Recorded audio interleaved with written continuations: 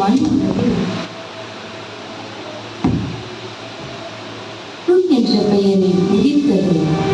இந்த அகில உலகத்தையும் படைத்த அற்புத தேவன் தாம் படைத்த இந்த மனு குலத்தை மிகவும் நேசித்ததால் தமது செல்ல குமாரனாம் இயேசுவை நம்மை மீட்டு ரட்சிக்கும்படியாக இவ்வுலகிற்கு அனுப்பினார். நம்மை நமது பாவங்களிலிருந்து ரட்சிக்க வந்த இரட்சகர் இயேசுவின் பிறப்பு வித்தியாசமானது. தேவன் அவரை ஒரு கன்னிகையில் வைத்து உருவாக்க சித்தம் கொண்டார். கலிலேயாவில் உள்ள நாசரேத்தூரில் இருந்த அந்த கன்னிகையிடம் உடனடியாக தேவதூதன் இச்செய்தியை அறிவிக்க விரைந்தார். யார் அந்த கன்னிகை? வாருங்கள், நாமும் நாசரேத்தூருக்கு செல்லுவோம்.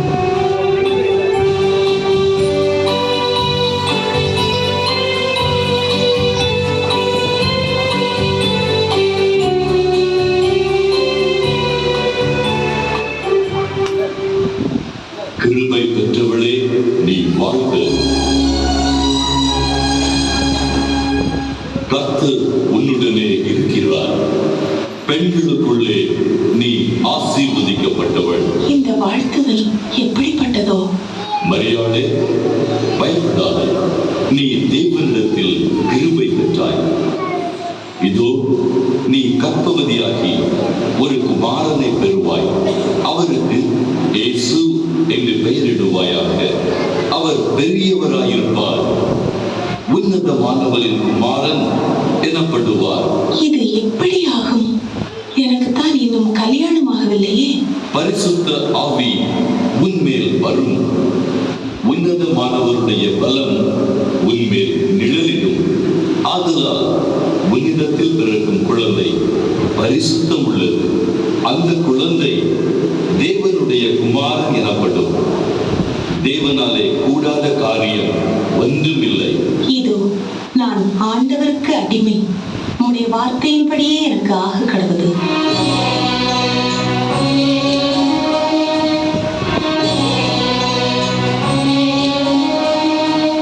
தனக்கு திருமணத்திற்காக நியமிக்கப்பட்ட மரியாள் கர்ப்பவதியாய் இருப்பதை கேள்விப்பட்ட யோசேப்பு என்ன செய்தான் என்பதை காண்போமா?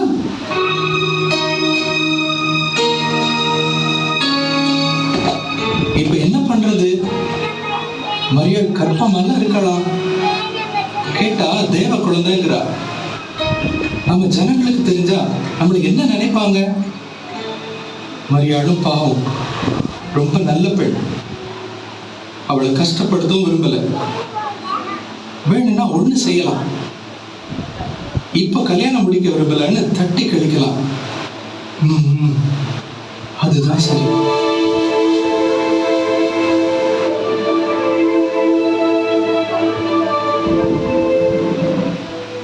தாவீதின் குமாரனாகிய யோசேப்பே, மரியாளை சேர்த்துக் கொள்ள ஐயப்படாதே. மரியாளிடத்தில் உற்பத்தியாயிருக்கிறது பரிசுத்த ஆவியினால் உண்டானது. அவள் ஒரு குமாரனை பெறுவாள். அவருக்கு இயேசு என்று பெயரிடுவாயாக. அவர் ஜனங்களின் பாவங்களை நீக்கி அவர்களை ரட்சிப்பார்.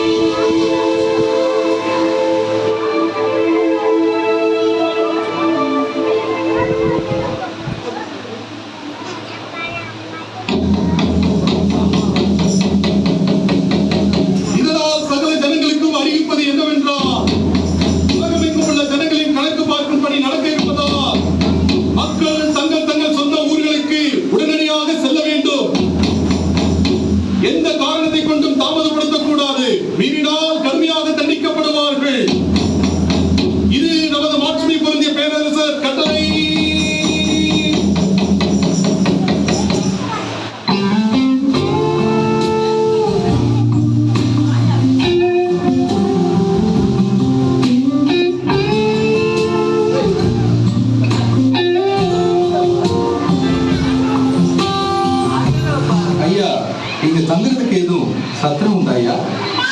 என்ன கணக்கில் பொறுத்தாங்களாக்கும்? ஆமா ஐயா, நாசரத்துல இருந்து வரோம். இது என் மனைவி மரியாள், நிறைய மாத கர்ப்பிணி. உங்களை பார்த்தா பாவமா தான் இருக்கு. ஆனா என்ன செய்யறது? போன திண்ணையில கூட இடம் கிடையாது. ஐயா ரொம்ப களைப்பா வேற இருக்கு. நானாவது பரவாயில்ல, என் மனைவி ரொம்ப சோர்வா இருக்கா.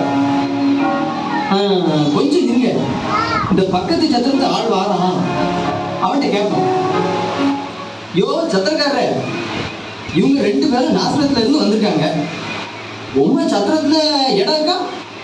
ஏன்பா, உனக்கு வேற வேலை இல்லையா? அவன் எனக்கு வேண்டிய ஆளு, உனக்கு வேண்டிய ஆளுன்னு சிபாரிசு பண்ணியுமே சத்திரத்துல நுழைய இடம் இல்லாம நிறைஞ்சு போய் கிடக்கு. சுத்தம் பண்ண கூட முடியல, ஒருத்தையும் கூட நகர மாட்டேங்குதான்.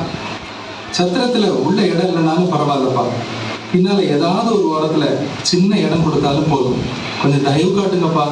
இவங்களை பார்த்தா பாவமா இருக்கு. எப்படியாவது இவங்களுக்கு உதவி செய்யுங்களேன். சொன்னாலும் கேட்க மாட்டீங்க. பின்ன என்ன பண்ண? சத்திரம் உள்ள போங்க, பின்னால மாட்டு தொழு இருக்கு. மாடெல்லாம் ஓரமா தான் கட்டி இருக்கு. என்ன சுத்தம் பண்ணாம கிடக்கு. சமாளிச்சு இருந்துக்கிடுவீன்னா இருங்க, பாவமா வேற இருக்கு. என்ன செய்ய? ஐயாள் வேறு ஏதாவது இடம் தேடலாமா? வேண்டாங்க, வயிறு வலி வேற அதிகமாகிட்டே இருக்கு. இந்த இடமே பரவாயில்லைங்க. ரொம்ப நன்றி ஐயா, நாங்க சமாளிச்சுக்கிறோம்.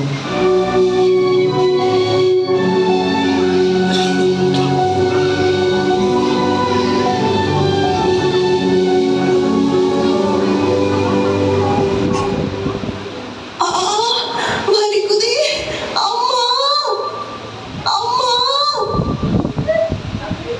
அம்மா.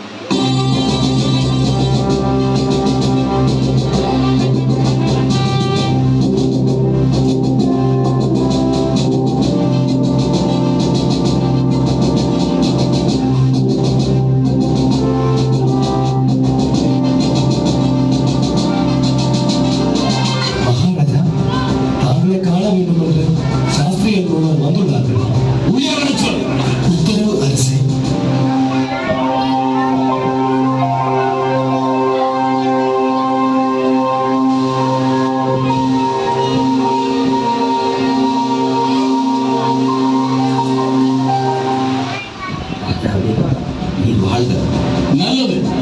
யார் நீங்கள்? எங்கிருந்து வருகின்றீர்கள்? என்ன காரியமாக வந்திருக்கின்றீர்கள்?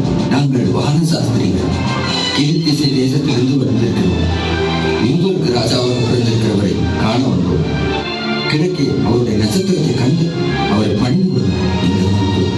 என்ன? யூதருக்கு ராஜா பிறந்திருக்கின்றானா? யாருங்க? அரசே, சிறப்பான செய்தி கொண்டு வந்த இந்த வான சாஸ்திரிகளுக்கு சிறப்பான விருந்தளித்து சிங்காரமாலையில் தங்க ஏற்பாடு செய்யுங்கள். கொடுக்குறங்கி சிறிது இடைப்பாரட்டும். மந்திரி, ஆவணம் செய்யுங்கள்.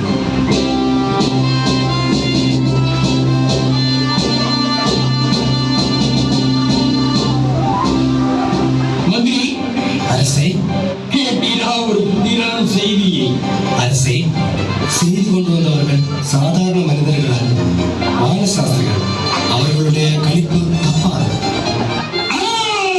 அவர்களுடைய கணக்கு தப்பாது என்றால் அரண்மனையில் பிள்ளையை பிறக்கவில்லையே. யூதருக்கு ராஜா பிறந்திருப்பதால் அக்குழந்தை அரண்மனையில் தானே பிறந்திருக்க முடியும் என்று எண்ணி செய்தியை இங்கே வந்து சொல்லிவிட்டார்கள். அப்படி என்றால் வான சாஸ்திரிகள் சொன்னது முற்றிலும் உண்மையாகத்தான் இருக்கும். பிள்ளை அரண்மனையில் பிறக்கவில்லை, ஆனால் எங்கோ பிறந்திருக்கிறது என்ற உண்மை புறப்படுகிறது.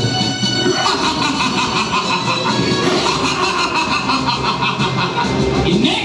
இந்த 7வது ராஜாவுக்கு எதிராக இன்னொரு ராஜா பிறந்திருக்கின்றாரா? பிறக்கவில்லை, விழுந்திருக்க முடியாது, பிறக்கவும் கூடாது. அப்படியே பிறந்திருந்தாலும் அவரை உயிரோடு விட்டு வைக்கக்கூடாது.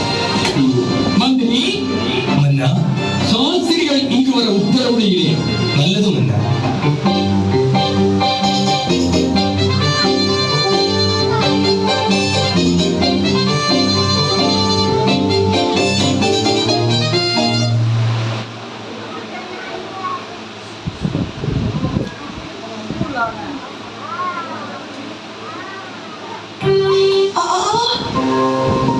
இவர்கள் சாதாரண மனிதர்களா?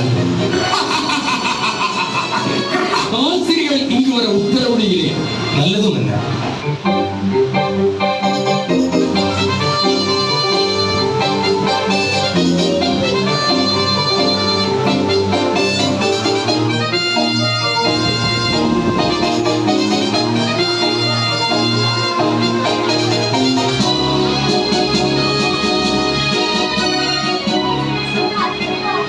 சாஸ்திரிகளே, நீங்கள் சென்று கிறிஸ்து பிறந்திருக்கிடம் அறிந்து எனக்கு தெரிவியுங்கள்.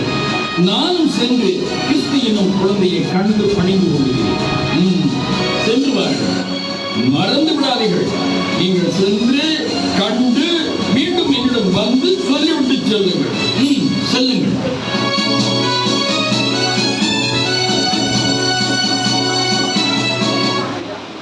எல்லோரும் பெத்லகேம் நோக்கி செல்கின்றனர். வாருங்கள், நாமும் அவர்களுடன் சென்று அந்த பாலகனை தரிசிப்போம்.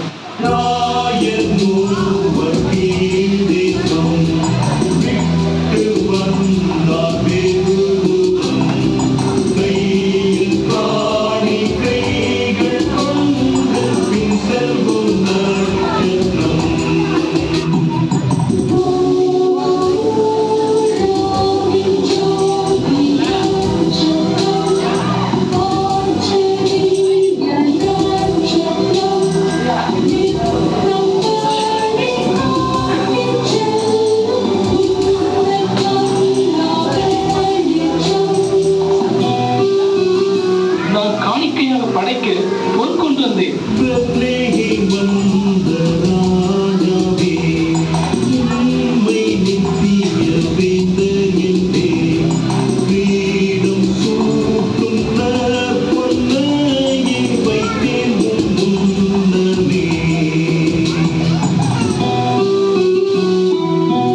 நான் தூப வர்க்கம் கொண்டு வந்தேன்.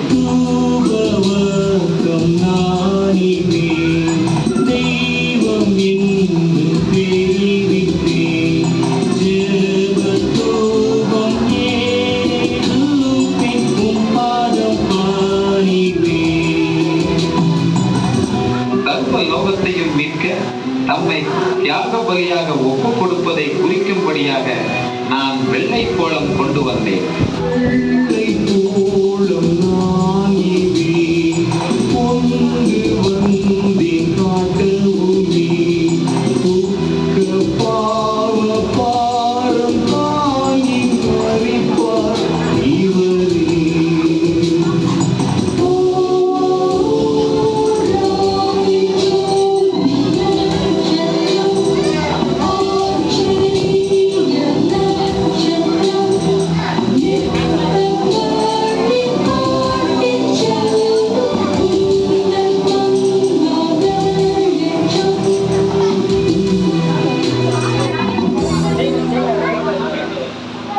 அன்பார்ந்தவர்களே, நம்மை ரட்சிக்க வந்த இந்த பாலகன் இன்று நமது உள்ளங்களில் பிறக்க விரும்புகிறார். வாரும் இயேசுவே என்று நமது உள்ளத்தில் அவருக்கு இடமளித்து நம்மையே அவருக்கு காணிக்கையாக அர்ப்பணிப்போமா? அதுவே அவர் விரும்பும் காணிக்கை.